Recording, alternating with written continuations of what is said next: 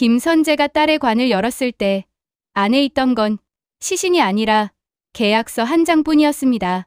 그 종이 위에 적힌 이름 민세리, 그리고 그 아래 붉은 도장처럼 찍힌 문구 하나. 이 아이의 인생은 민간그룹의 소유입니다. 그 순간 김선재는 알았다고 했습니다.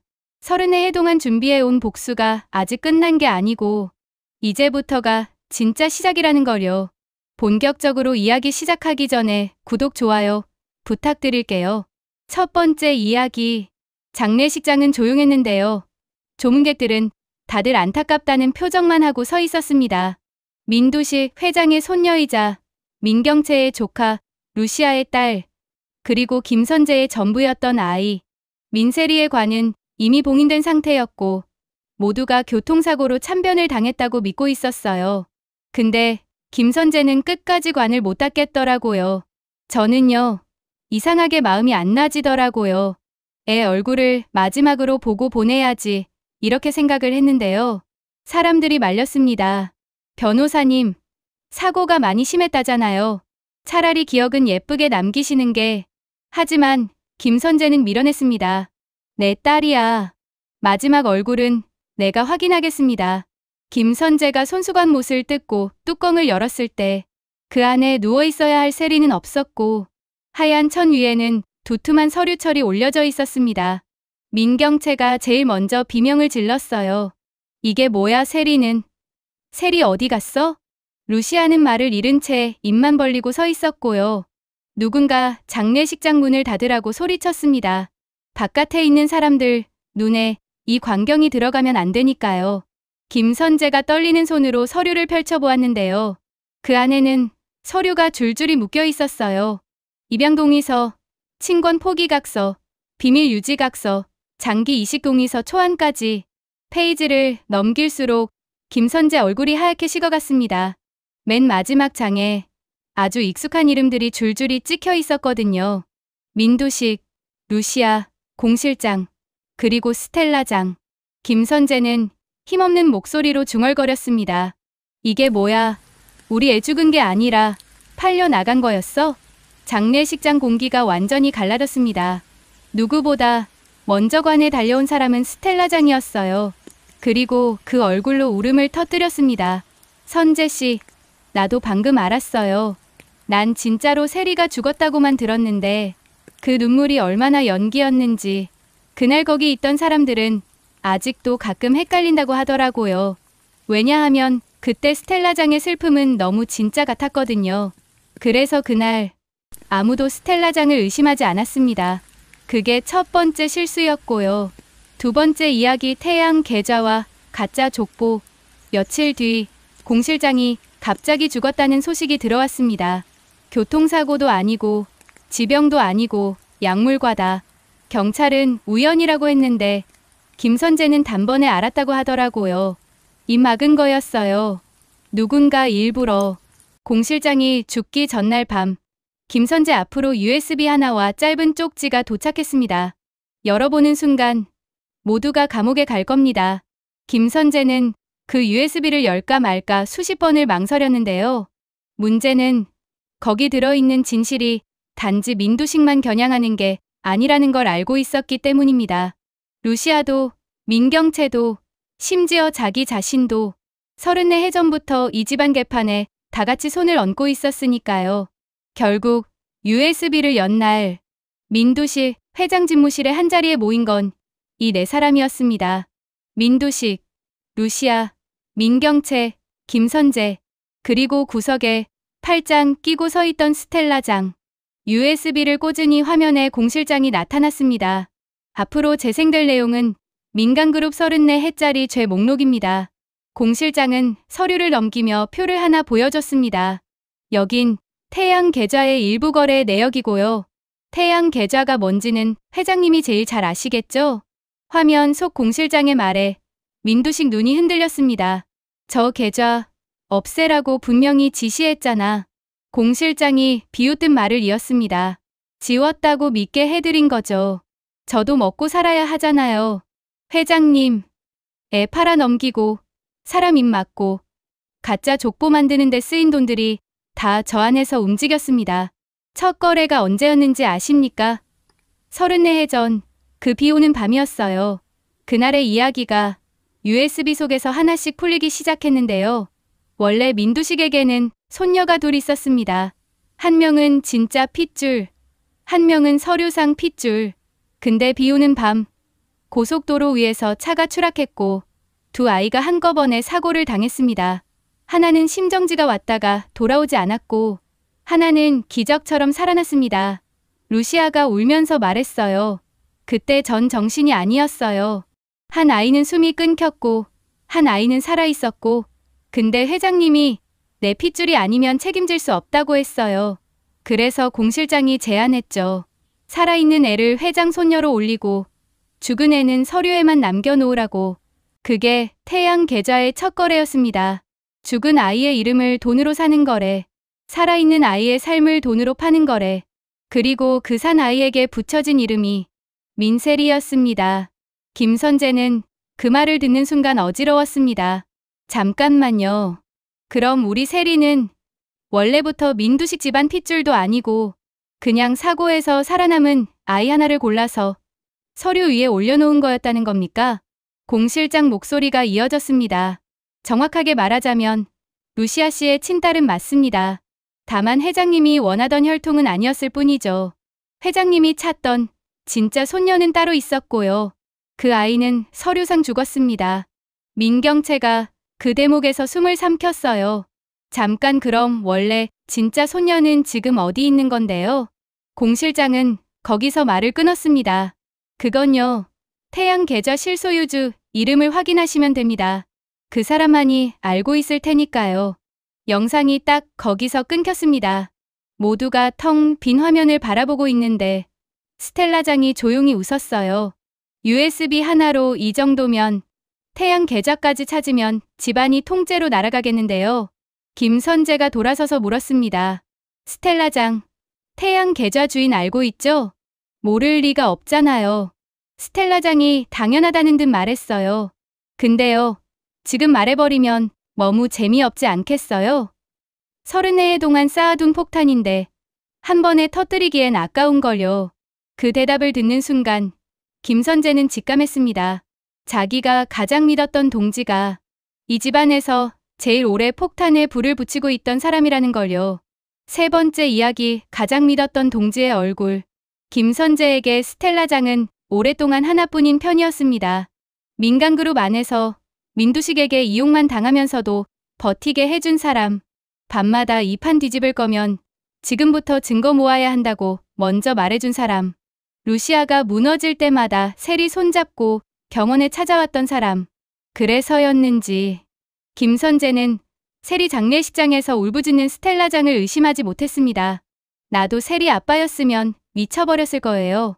그 말이 거짓일 줄 누가 알았겠어요. 하지만 태양 계좌가 언급된 순간 퍼즐이 맞기 시작했습니다. 공 실장이 혼자 그런 계좌를 만들 수 있었을 리가 없었고 그 계좌로 흘러들어간 돈이 전부 스텔라장 승인 도장이 찍혀 있었거든요. 김선재는 일부러 스텔라장을 불러냈습니다. 사람 없는 옥상, 예전에 프로포즈 준비하던 그 자리였는데요. 이제는 꽃다발 대신 USB를 들고 서 있는 자신이 우스워서 잠깐 웃음이 나올 정도였다고 했습니다. 스텔라, 한 번만 솔직하게 말해보죠. 세리한테 마지막으로 연락 온 날 당신 어디 있었어요? 스텔라장은 바람을 한 번 맞더니 아무렇지 않게 대답했습니다. 세리랑 통화했죠. 도망가겠다고 해서요. 도망? 민두식 회장이 간 이식 얘기 꺼냈다면서요. 자기 간 빼다가 쓰자고. 민경채 씨가 그걸 막으려고 세리를 빼돌리다가 결국 나한테 들켰죠. 그래서 제가 제안했어요. 해외에 숨겨줄게라고. 그래서요? 김선재 목소리가 떨렸습니다. 그래서 데려갔죠. 공항까지. 스텔라장이 담담하게 이어갔습니다. 근데요, 그때 생각이 바뀌더라고요. 이 집안에서 평생 피 빨리면서 살아온 게 누군데 왜 저는 늘 들러리여야 하나 이런 생각이요. 김선재가 웃음인지 눈물인지 모를 소리를 냈습니다. 그래서 내 딸을 팔아 넘겼다고요? 내 인생이 서러웠다는 이유로 팔아 넘겼다는 표현은 좀 그렇고요. 스텔라장이 고개를 살짝 갸웃했습니다. 태양 계좌로 계약금을 받았죠. 의료재단 쪽에서 아주 후하게 주더라고요. 깨끗한 장기, 젊은 혈액, 희귀 혈액형, 게다가 민간그룹 족보까지 이만한 물건이 없었거든요. 김선재는 그 말을 듣는 순간 진짜로 사람이 머리가 하얗게 된다는 게 뭔지 알았다고 합니다. 스텔라, 뭐 내 딸을 물건이라고 불렀어 지금? 민간그룹 안에서는 다 물건이었잖아요. 스텔라장이 아주 조용히 대답했습니다. 공 실장도, 경채 씨도, 루시아도, 심지어 선재 씨도 여기선 다 기능으로 불렸지. 사람 취급받은 적 없잖아요. 근데 왜 유독 세리만 예외가 돼야 하죠? 욕이 절로 나오는 논리였는데요. 김선재는 손이 부들부들 떨렸지만 때리지는 못했습니다. 대신 단호하게 말했어요. 그래서 내가 내 동지였다는 거냐. 내 곁에서 복수 도와주는 척하면서 뒤에선 동시에 판 깔고 있었던 거냐. 동지였죠. 스텔라장은 이상할 정도로 진심 섞인 눈으로 말했습니다. 선재 씨랑 같이 판 뒤집고 싶어서 저는 34해를 기다렸어요. 근데 전 원래 조금 다른 타입이잖아요. 사람을 살려두고 괴롭히는 타입. 난 아니야. 난 사람 살려둔다고 해서 팔아 넘기진 않거든. 김선재가 그렇게 말하고 돌아서려고 할 때 스텔라장이 마지막으로 한마디를 던졌습니다. 근데 아직 선재 씨 진짜 원수는 저 아니에요. 지금 이 상황에서 그 말이 나와? 진짜 원수는요. 스텔라장이 살짝 미소 지었습니다. 태양 계좌를 만든 사람. 저 계좌 덕분에 세리가 팔려 나간 거고 저 계좌 덕분에 진짜 손녀가 평생 쓰레기처럼 버려진 거거든요. 전 그냥 그 판 위에서 제 목 챙겼을 뿐이고요. 그럼 그 계좌 누가 만든 건데? 루시아죠. 네 번째 이야기 엄마. 그리고 딸의 진짜 원수. 루시아가 처음 태양 계좌를 만든 날은 세리가 3살이었을 때였습니다. 그날을 루시아는 죽을 때까지 잊지 못했는데요. 아이 병원비, 빚, 그리고 민두식이 걸어온 거래. 내 손녀로 올리는 대신 내 과거는 내가 다 지워주겠다. 루시아는 그때 이미 도망갈 데가 없었어요.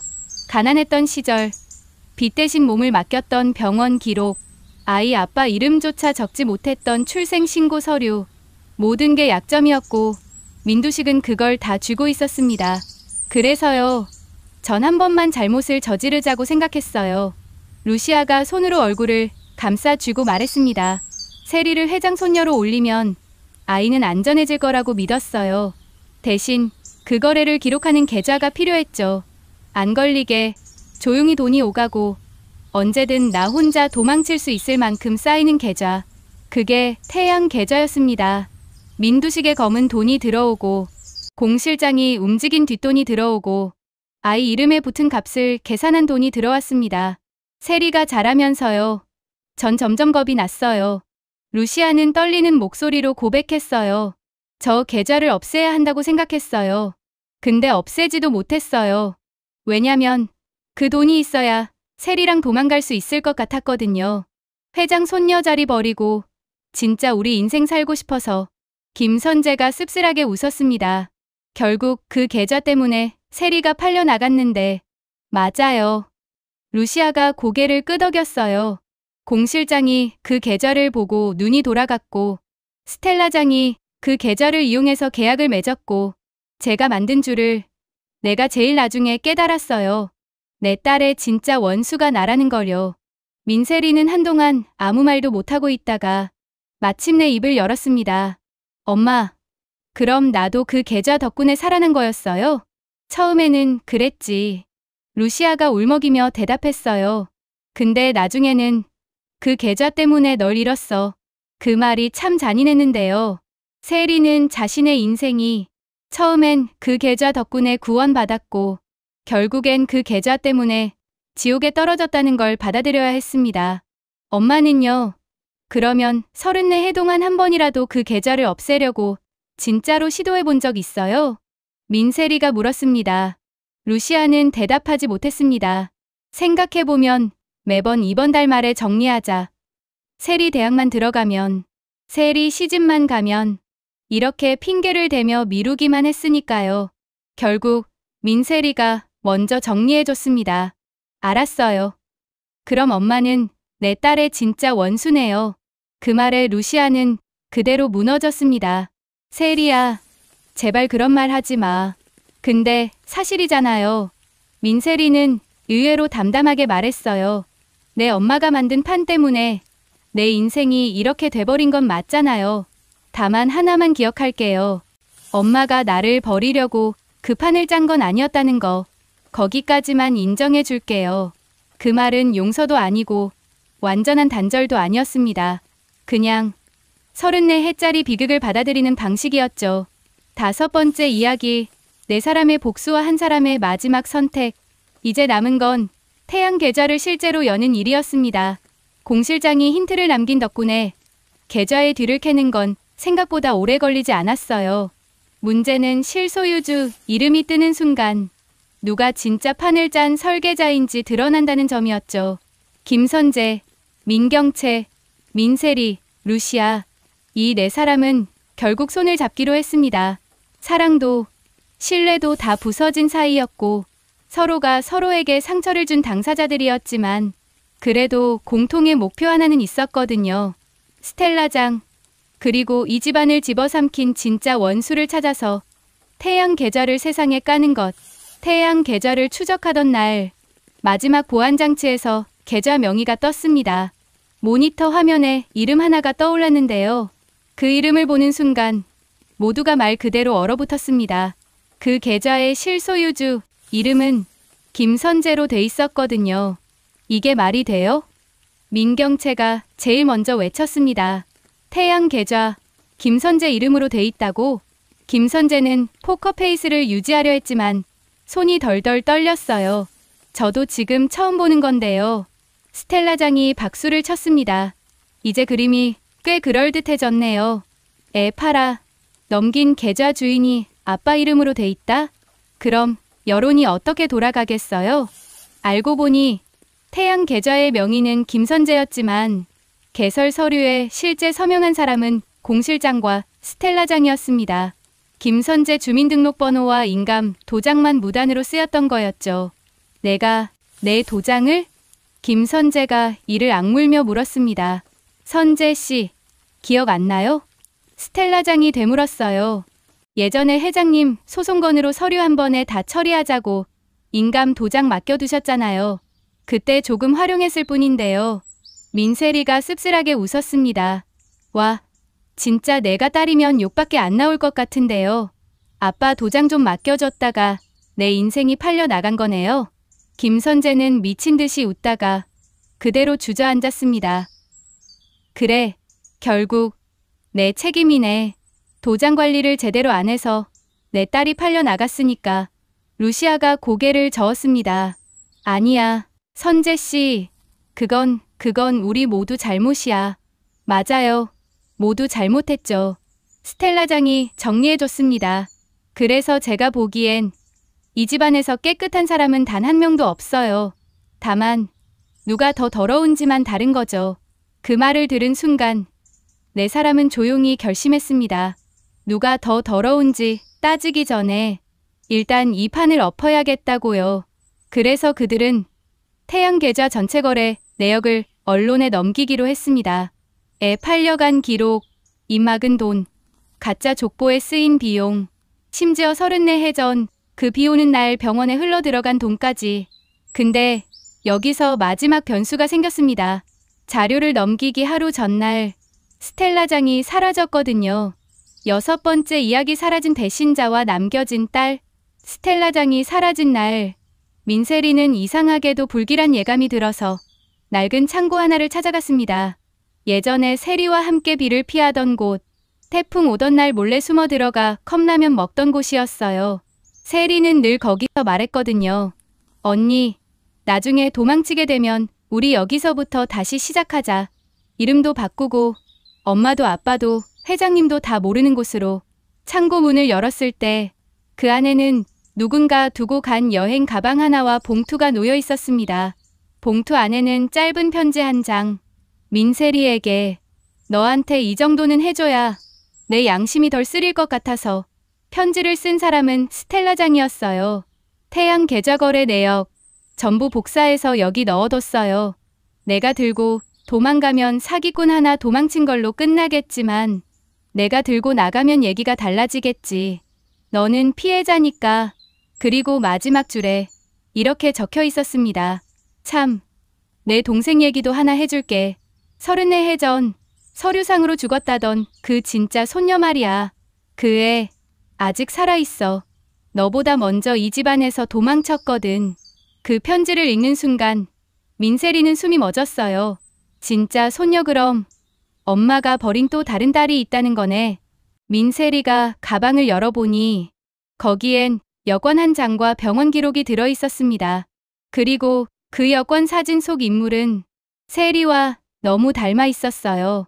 이름은 민하윤. 루시아가 과거에 서류상 찍어뒀던, 그러나 현실에선 단 한 번도 불러준 적 없던 이름. 민세리는 그제야 깨달았습니다. 이 판은 여전히 끝나지 않았다는 걸. 34해짜리 복수극은 이제 막 다음 세대로 넘어가고 있다는 걸요. 민세리는 집무실로 돌아와 김선재와 루시아, 민경채 앞에 가방을 내려놓았습니다. 여기 태양 계좌 전부랑 엄마가 버린 진짜 딸이에요. 루시아 얼굴이 하얗게 질렸습니다. 하윤이? 김선재는 깊게 숨을 들이마시고 말했습니다. 좋아요. 그럼 이렇게 합시다. 이 가방 내일 아침 바로 언론사로 보냅시다. 그 전에 우리끼리 서로 용서하는 척하는 쇼 같은 거 하지 말고요. 민경채가 조용히 고개를 끄덕였습니다. 맞아요. 우리 착한 척하기엔 이미 늦었어요. 대신 이 집안에서 태어난 애들만큼은 우리 세대랑 다르게 살게 해야죠. 루시아는 울면서 고개를 숙였습니다. 난 2번 다시 엄마라는 말 들을 자격 없을 거야. 그래도 한 번만 하윤이 얼굴은 보고 싶다. 민세리는 차갑게, 그렇지만 아주 조금은 떨리는 목소리로 대답했습니다. 그건 하윤이가 결정하게 놔둬요. 우리는 이미 너무 많은 선택을 애들 대신 해버렸으니까요. 그날 밤, 김선재는 태양 계좌 자료와 함께 딸 세리가 마지막으로 보냈던 음성 메시지를 다시 들었습니다. 아빠, 나 무서울 때마다 생각하는 거 있어요. 우리가 진짜 가족이 맞으면 언젠간 이 집안에서 나갈 수 있을 거라고. 그러니까 아빠, 너무 늦게만 오지 말아요. 김선재는 핸드폰을 움켜쥔 채 조용히 웃었습니다. 미안하다, 세리야. 너무 늦었지. 그래도 이제부터는 내가 정말 끝까지 가볼게. 그가 말한 끝은 누구 하나만 무너지는 곳이 아니었습니다. 민두식도, 루시아도, 민경채도, 스텔라장도, 심지어 자기 자신도 34해 동안 서로를 갈아 넣어 쌓아 올린 이 집 안의 태양을 마침내 삼켜버리는 끝이었죠. 그리고 그 끝을 향해 걸어가는 길 위에 이제는 새로운 이름 하나가 서 있습니다. 민세리도, 민하윤도, 그리고 아직 얼굴도 모르는 다음 세대의 아이들도, 적어도 우리 애들만큼은. 김선재는 그렇게 다짐했어요. 이 집안 이름 말고 자기 이름으로 살아가게 만들 거라고요. 그게 34해 복수의 진짜 끝이자 내 딸의 진짜 원수들에게 내리는 마지막 판결이었습니다.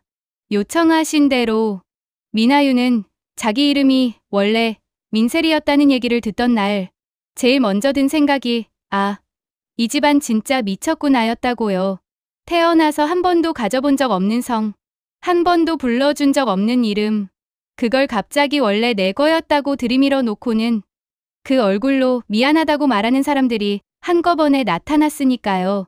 엄마라고 주장하는 여자, 아빠라고 말하는 남자, 외할아버지라며 서류 뭉치를 들고 나타난 노인, 그리고 원래 내 자리를 훔쳤었다고 스스로 인정하는 또 다른 여자까지.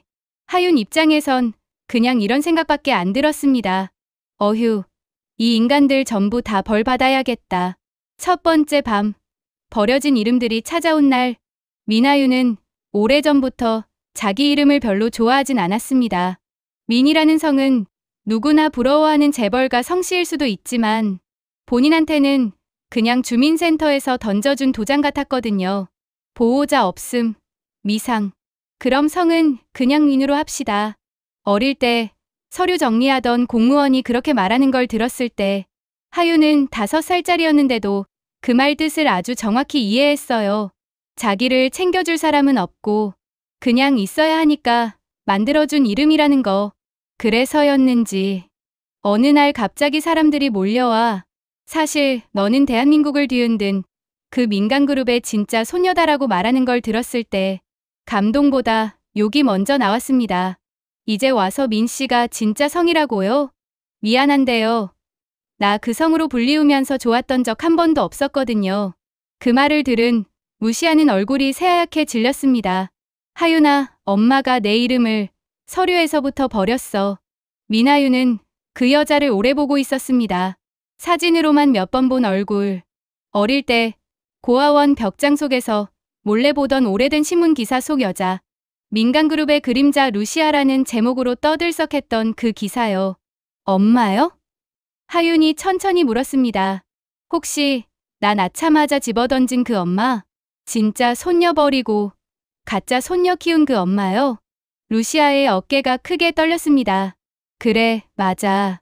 내가 그 엄마야. 옆에서 김선재가 조심스럽게 끼어들었습니다. 하윤 씨, 지금 당장 다 믿지 않아도 되니까 우리한테 시간 좀 줄 수 있을까요?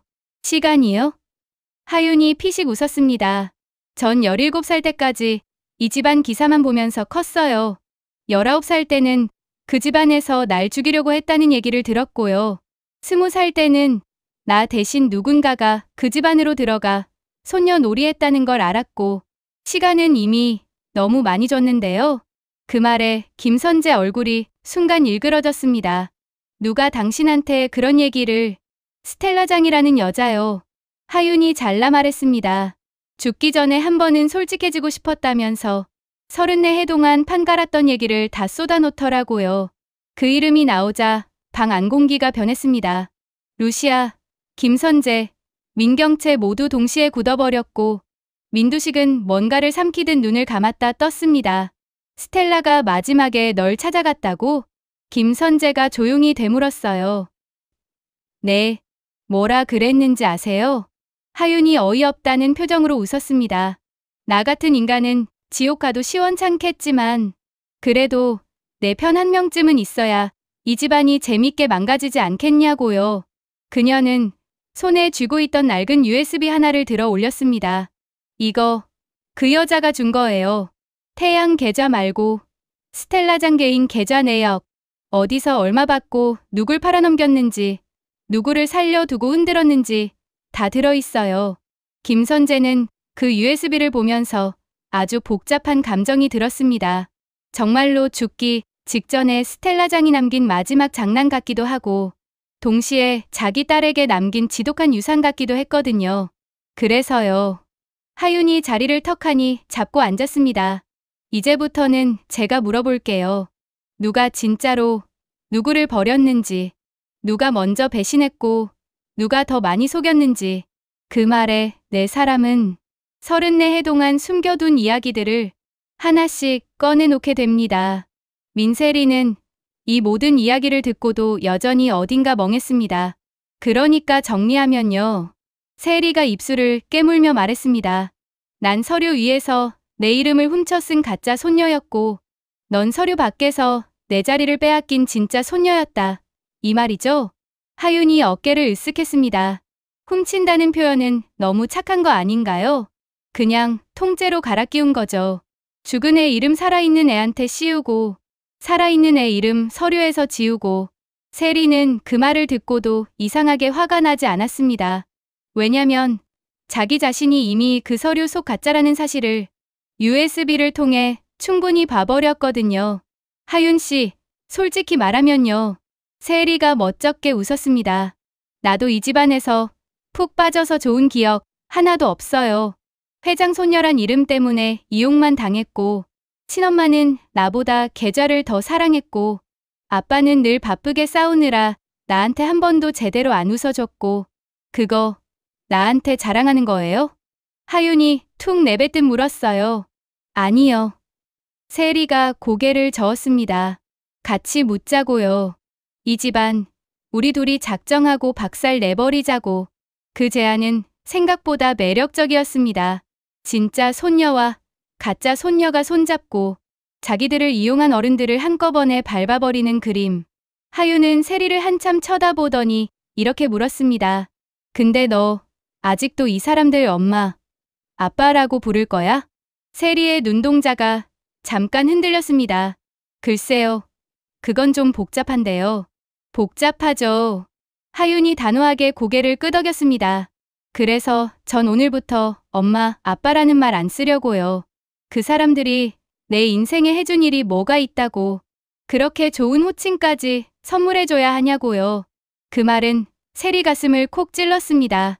본인은 그래도 루시아에게서 안겼던 밤, 김선재가 자기 생일에 몰래 케이크 사온 날 같은 소소한 추억들이 있었거든요. 하지만 하윤에겐 그런 것도 하나도 없었습니다.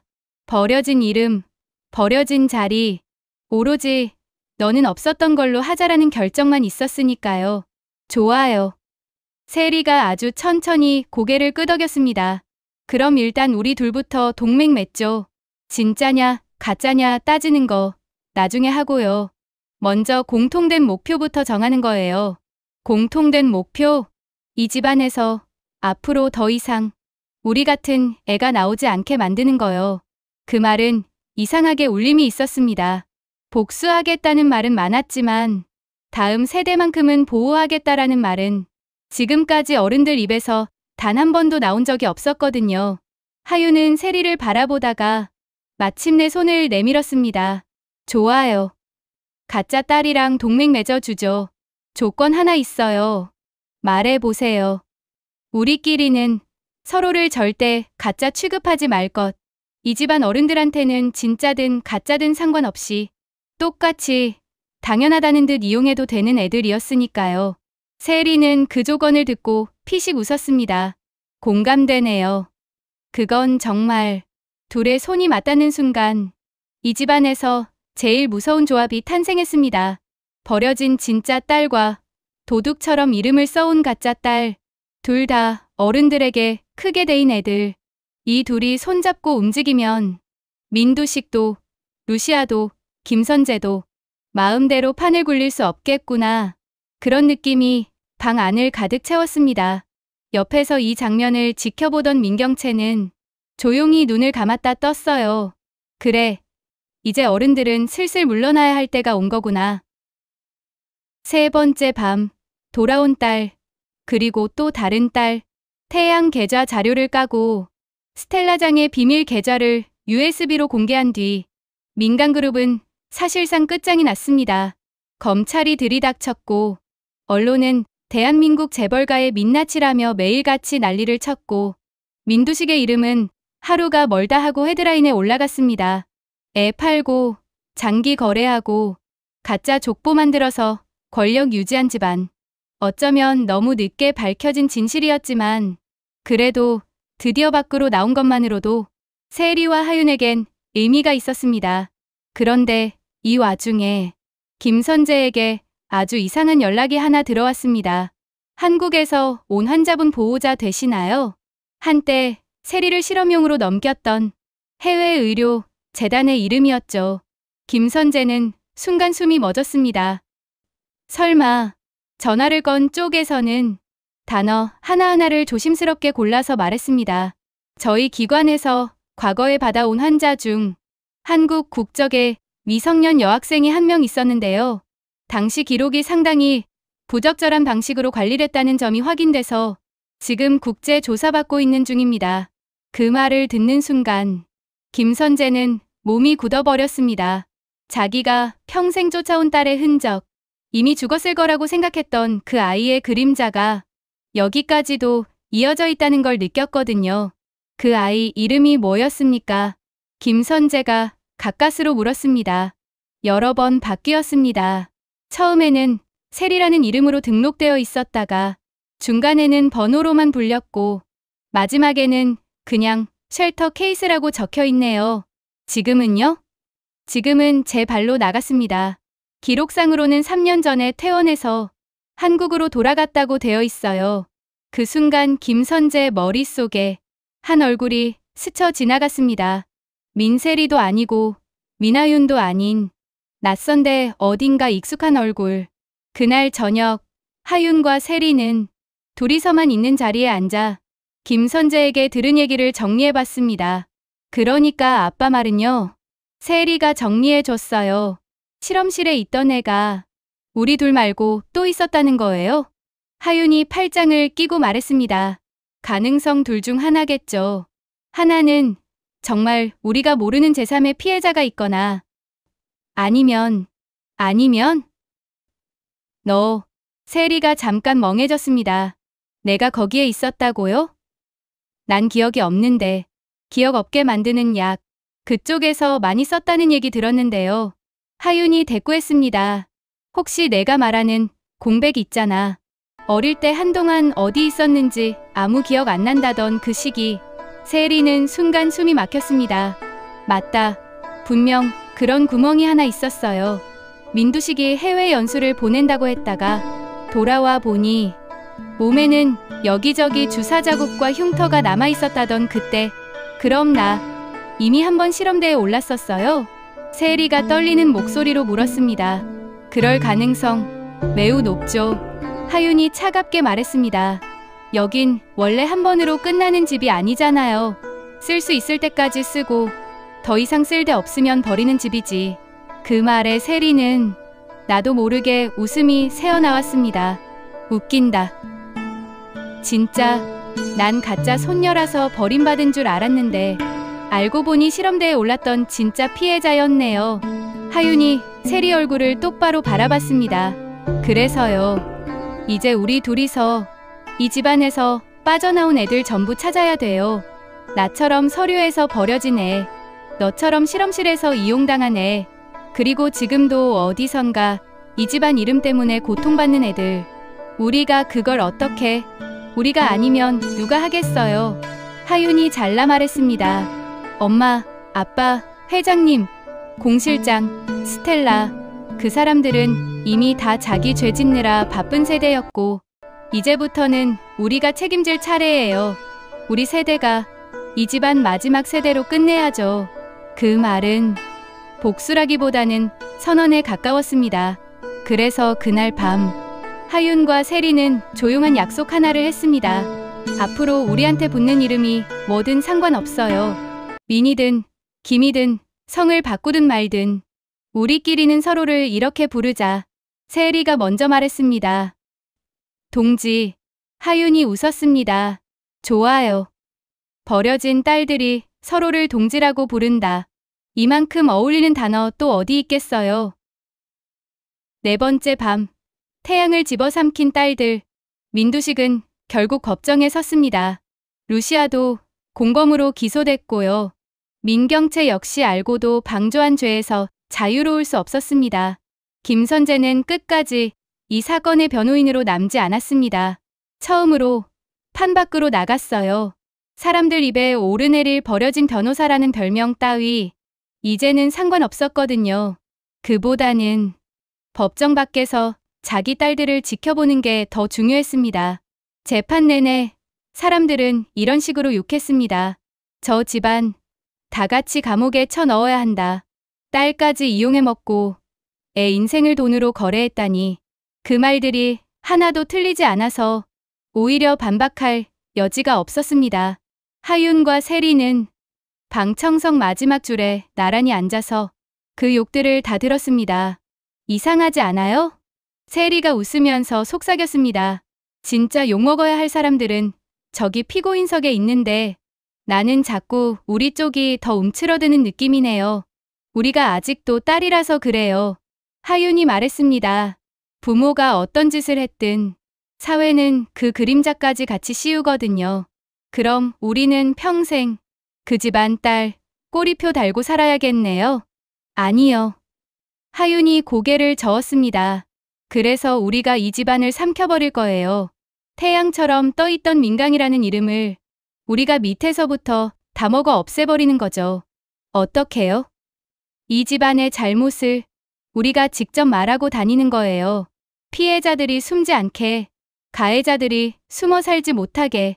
그 계획의 첫 번째 단계는 이미 시작되고 있었습니다.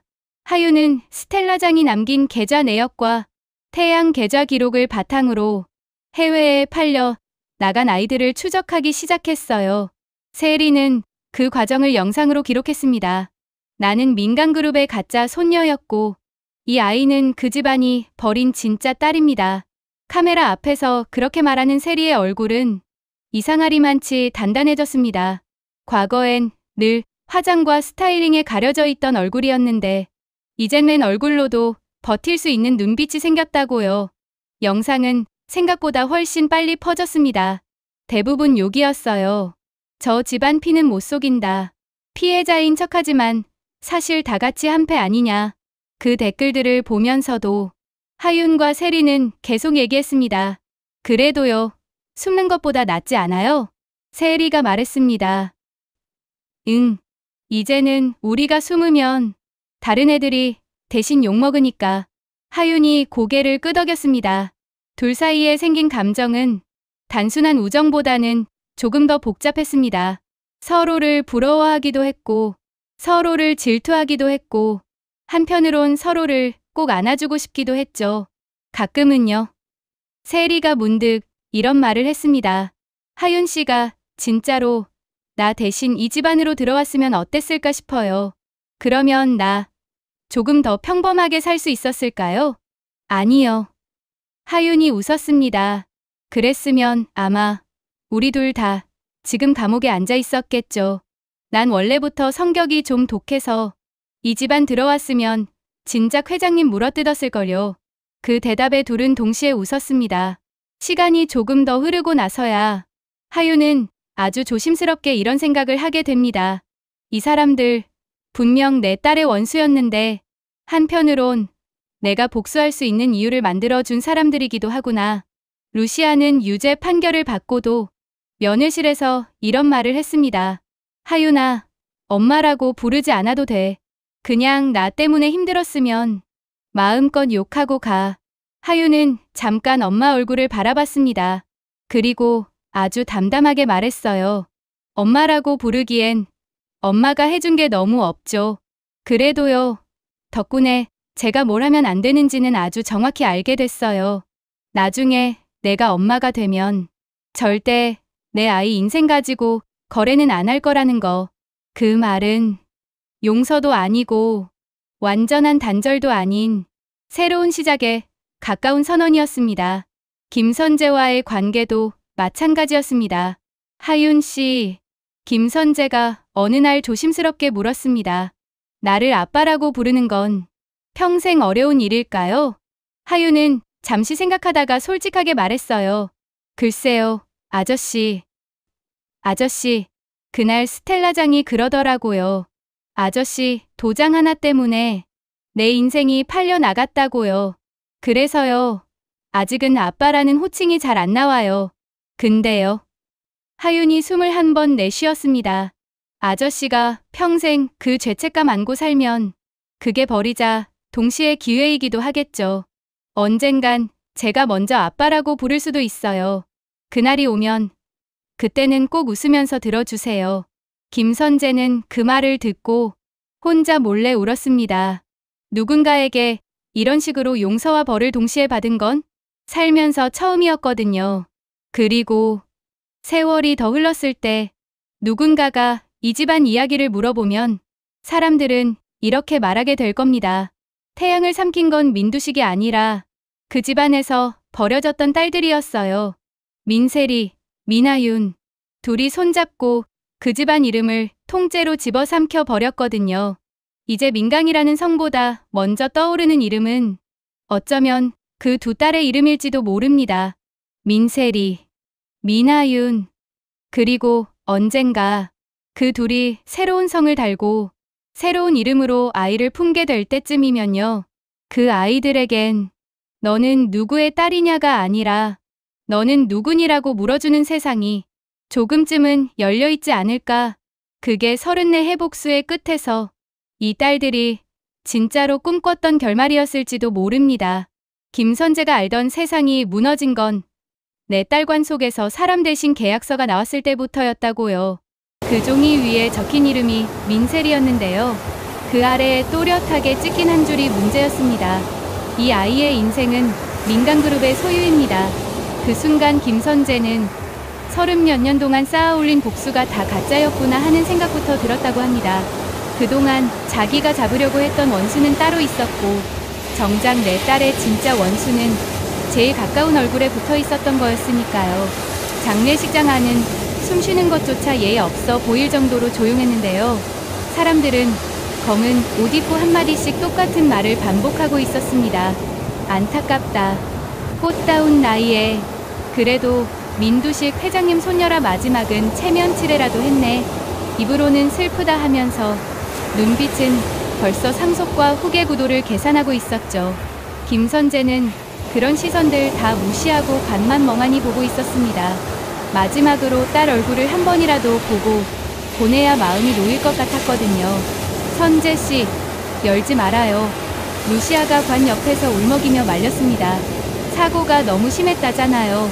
예쁜 기억만 가지고 있자고요. 김선재는 고개를 저었습니다. 그런 말 남들한테나 해요. 저 아이 아빠는 마지막도 못 봐주고 보내면 평생 꿈에서라도 얼굴이 안 떠오를 것 같아서요. 관못을 하나씩 빼는 소리가 이상하게 크게 들렸습니다. 뚜껑을 열자 흰 천 사이로 사람 얼굴이 나와야 했는데요. 그 안에는 시신 대신 두꺼운 서류철이 떨리듯 올려져 있었습니다. 민경채가 제일 먼저 비명을 질렀습니다. 이게 뭐야 세리는? 세리는 어디 갔어? 루시아는 그 자리에서 다리에 힘이 풀려 주저앉았습니다. 안 돼, 이럴 리가 없는데. 김선재는 손이 떨렸지만 서류를 펼쳐보았습니다. 입양동의서, 친권 포기각서, 비밀유지각서, 장기 이식동의서 초안, 그리고 맨 마지막 장에 찍힌 도장들. 민두식, 루시아, 공실장, 스텔라장. 김선재는 웃음인지 숨인지 모를 소리를 한번 내뱉었습니다. 장례식이 아니라 계약 종료식이었네요. 우리 딸 장례가 아니라. 그 말에 장례식장 공기가 이상하게 뒤틀렸습니다. 그때 사람들 사이를 가르며 스텔라장이 다가왔습니다. 눈은 벌겋게 충혈되어 있었고 손에는 조그만 흰 국화 한 송이가 들려 있었는데요. 스텔라장은 관 안서류를 보더니 그대로 바닥에 주저앉아 울음을 터뜨렸습니다. 선재씨, 이게 뭐예요? 누가 이런 짓을? 김선재는 그 얼굴을 보면서도 이상하게 가슴 한편이 서늘했다고 합니다. 슬픔도 분명했는데 어딘가 너무 완벽한 슬픔이었거든요. 스텔라. 김선재가 낮게 불렀습니다. 당신은 언제부터 알고 있었습니까? 저도 오늘 처음 봤어요. 스텔라장이 눈물을 훔치며 고개를 저었습니다. 세리가 사고 났다는 얘기만 들었지. 이런 서류가 있다는 건 저도. 그 목소리가 너무 진심 같아서 그 자리에서 스텔라장을 의심한 사람은 단 한 명도 없었습니다. 그게 이 집안의 첫 번째 큰 실수였고요. 며칠 뒤 공 실장이 죽었습니다. 자살인지 사고인지 애매한 약물 과다였는데요. 경찰은 깊게 파고들 생각이 없어 보였고 언론은 스트레스성 과로사라는 단어로 정리해버렸습니다. 하지만 김선재는 그날 바로 직감했다고 합니다. 입을 막은 거라고요.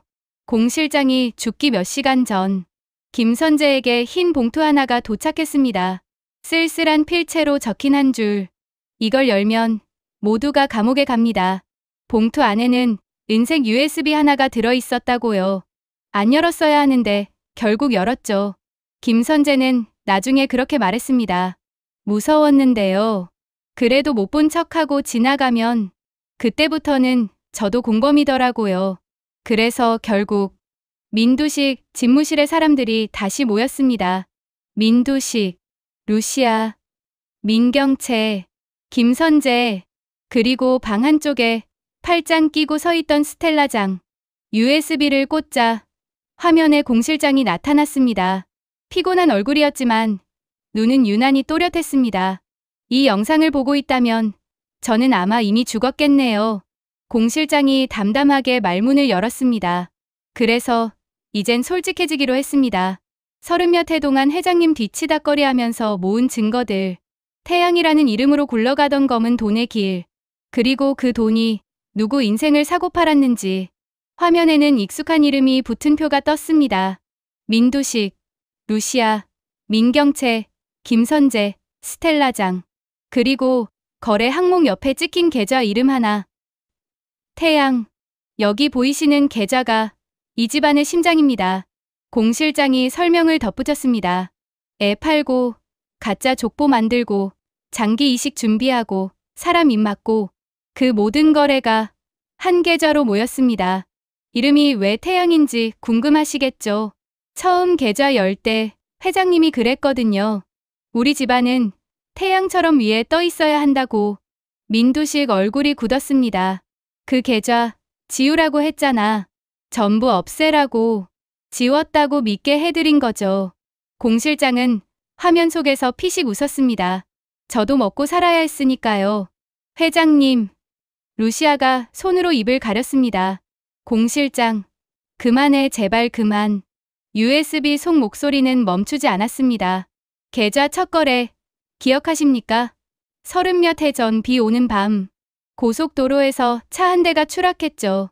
그 차 안에는 회장님이 그토록 애타게 찾던 진짜 손녀와 루시아 씨가 몰래 숨기고 있던 아이 두 명이 같이 타고 있었습니다. 방 안 공기가 순간 얼어붙었습니다. 한 아이는 심정지가 왔다가 돌아오지 않았습니다. 다른 아이는 기적처럼 살아났죠. 그리고 그날 밤 회장님과 루시아 씨는 결정했습니다. 죽은 아이를 서류 위에서 살려두고 사는 아이를 서류에서 지워버리자고. 공 실장은 서류 한 장을 카메라에 가까이 들이댔습니다. 거기엔 애 이름이 적혀 있었는데 선명한 글씨로 이렇게 적혀 있었습니다. 민세리. 살아난 아이에게 죽은 아이 이름을 씌웠습니다. 그게 이 집안의 첫 사기였죠. 태양 계좌 첫 입금은 민두식 손녀 자리 취득 대가였습니다. 민경채가 숨을 삼켰습니다. 그럼 언니가 키운 세리는 원래부터 진짜 손녀가 아니었다는 거예요? 공 실장 목소리가 이어졌습니다. 정확히 말하자면 루시아 씨의 친딸은 맞습니다. 하지만 회장님이 원하는 피는 아니었죠.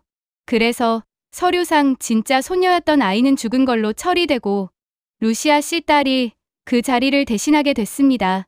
세상은 그 아이를 민두식 손녀 민셀이라고 불렀고요. 김선재는 그 자리에서 숨이 막혀왔습니다. 잠깐만요. 그가 멍한 목소리로 말했습니다. 그럼 내 딸은 처음부터 남의 이름 뒤집어 쓰고 산 거였습니까?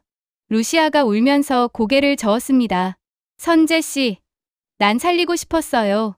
우리 애가 살아남았는데 회장님이 내 피 아니면 책임 못 진다고 했어.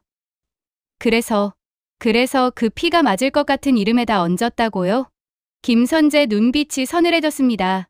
죽은 애 이름 하나, 살아있는 애 하나, 둘 중 하나를 고르라고 하니까 그냥 서류만 바꿔치기 한 거라고요? 루시아는 대답 대신 바닥에 머리를 박았습니다. 공 실장이 마무리를 짓듯 말했습니다. 그 결정이 이 집안의 시작이자 나중에 모두를 감옥으로 끌고 갈 씨앗이었습니다. 그리고 회장님, 알아두셔야 할 게 하나 더 있습니다. 서류 위에서 지워진 그 진짜 손녀, 그 아이는 완전히 사라지지 않았습니다. 살아남았고 자랐고 지금도 어디선가 숨쉬고 있거든요. 영상이 거기서 한번 끊겼습니다.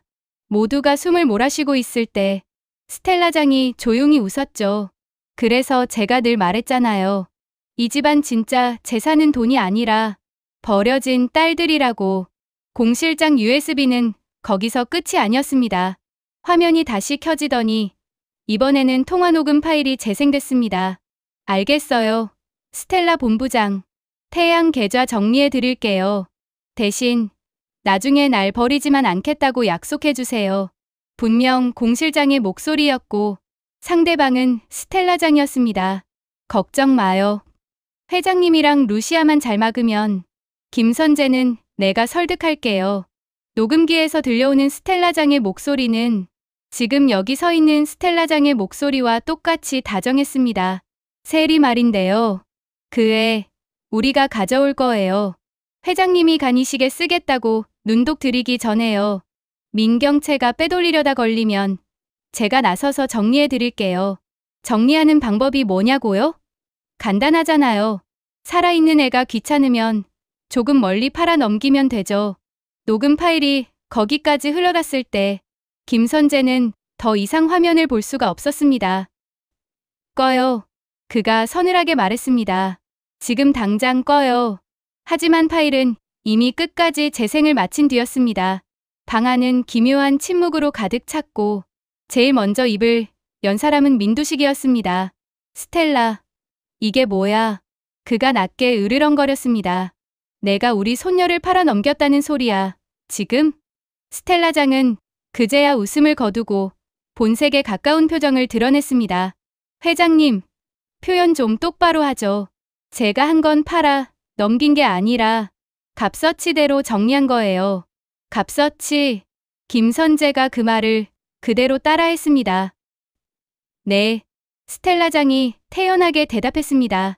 민간그룹 손녀라는 타이틀, 깨끗한 장기, 희귀 혈액형, 그리고 앞으로 평생 입 막을 수 있는 약점. 이 정도 패키지면 가격 세게 부를 수 있거든요. 욕이 절로 나오는 말이었는데요. 웃긴 건 이 집안에서 그런 사고방식이 처음 나온 것도 아니라는 거였습니다. 그동안 다들 속으로만 그렇게 생각하고 살았을 뿐이었죠. 김선재는 서서히 멱살 잡을 기세로 다가갔습니다. 스텔라, 30몇 년 동안 내 옆에 붙어서 같이 복수하자고 말하던 사람이 내 딸을 패키지 상품이라고 부른 거야, 지금? 선재 씨, 너무 억울해하지 마요. 스텔라장이 한쪽 입꼬리를 올렸습니다. 처음부터 이 집안에서 사람은 상품이었어요. 공 실장도, 경채 씨도, 루시아도, 심지어 선재 씨도. 다만 그 상품 중에서 제가 제일 비싸게 팔 수 있었던 게 당신 딸이었을 뿐이고요. 민경채가 더는 참지 못하고 소리쳤습니다. 너 진짜 사람이냐? 스텔라장. 경채 씨는요? 스텔라장이 바로 대받았습니다. 간 이식 맞겠다고 세리 빼돌리다가 결국 내 차에 태워보낸 건 당신이었잖아요. 숨겨달라고 내게 무릎 꿇은 사람도 당신이었고. 민경채가 숨을 삼켰습니다. 난 그때 그게 최선이라고 생각했어. 회장님이 세리 수술대에 올리려고 했단 말이야. 그래서요. 스텔라장의 눈이 가늘어졌습니다. 세리를 회장님 팔에서 구해내는 대신 내 거래 테이블 위에 올려놨죠. 이 집안 사람들은요. 항상 누군가를 팔아야 누군가를 살릴 수 있다고 믿어요. 그게 다 같아요. 결국 그 말은 너무 잔인했지만 또 너무 정확해서 누구도 쉽게 반박하지 못했습니다. 김선재는 그제야 깨달았습니다. 자기가 믿었던 동지는 30몇 년 동안 이 집안 제일 깊은 곳에서 불 꺼진 태양을 굴리고 있던 사람이라는 걸요. 그리고 더 늦기 전에 이 태양을 집어삼켜야 한다는 것도요. 이 사건 이후로 모든 방향은 딱 한 곳으로 향하게 됩니다. 버려진 진짜 딸, 팔려나간 가짜 딸, 그리고 그 둘 사이 어디쯤에서 지금 이 집안을 지켜보고 있을 누군가. 미나윤. 서류에서 지워진 이름. 뉴스 기사에서 몇 번 스쳐 지나갔던 얼굴. 고아원 서랍 속에서 애들이 장난처럼 돌려 보던 낡은 사진 속 아이. 그 아이를 찾아야 이 싸움도 끝날 수 있겠구나. 김선재는 늦게나마 그렇게 깨닫게 됩니다. 그리고 버려진 딸과 빼앗긴 딸. 둘이 한자리에 마주 앉는 날이 오면서 30몇 년 쌓인 복수는 전혀 다른 모양으로 흘러가게 되는데요. 욕 나오게 비참하고 그러면서도 묘하게 시원한 그 결말은 결국 이 집안의 어른들이 아니라 딸들이 선택하는 쪽으로 흘러가게 됩니다. 태양을 삼킨 건 처음부터 어른들이 아니라 아이들이었으니까요.